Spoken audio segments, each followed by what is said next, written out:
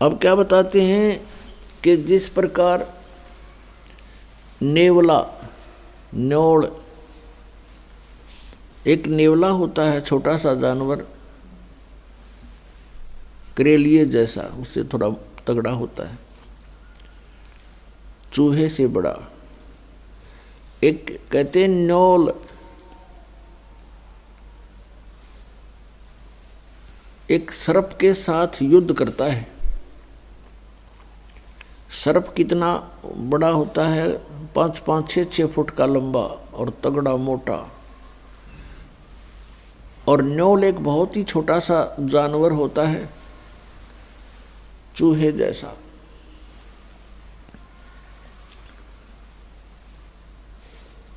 और वो सर्प के साथ लड़ता है। कैसे, किस आधार से लड़ता है कि एक वो क्या करता है, कहीं जहाँ पर एक जड़ी होती है, उस जड़ी की महक के सामने सर्प बेहोश हो जाता है।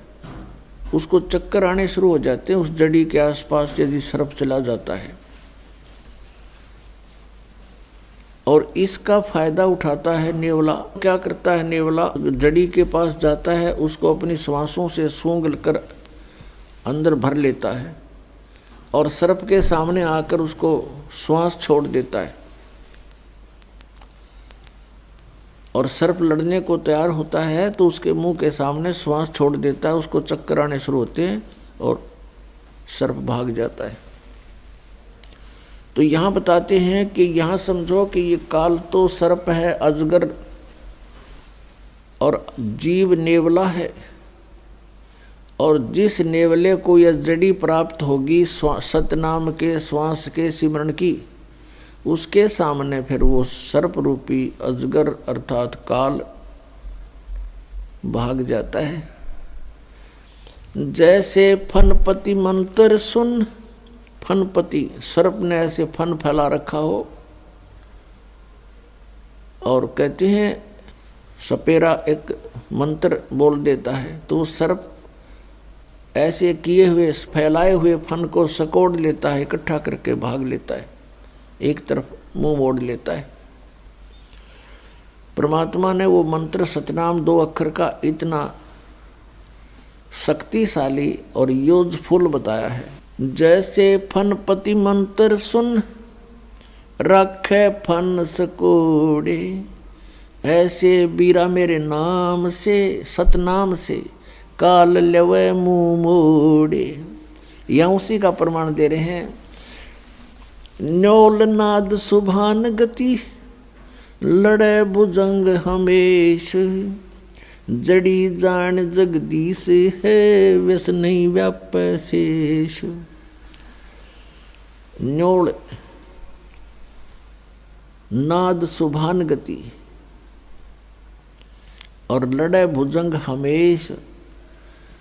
जिस प्रकार एक छोटा सा नेवला, एक 8-9 इंच का लंबाई का जानवर और 6-7-8 फुट लंबे तगड़े सर्प को काबू कर लेता है, विजय पा लेता है, उसके पास एक जड़ी होती है।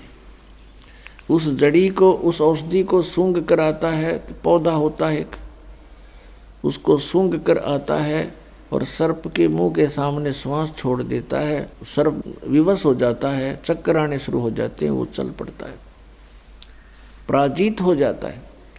फिर नेवला उसको मार डालता है। यहाँ वही बताते हैं कि जो सही सतनाम पूर्ण संत से प्राप्त करके जाप करता है, तो वो सतनाम परमात्मा के द्वारा दी हुई जड़ी है। वो इस काल रूपी सर्प को ऐसे विवश कर देगी, आप पर कोई असर नहीं कर सकता, पराजित हो जाएगी।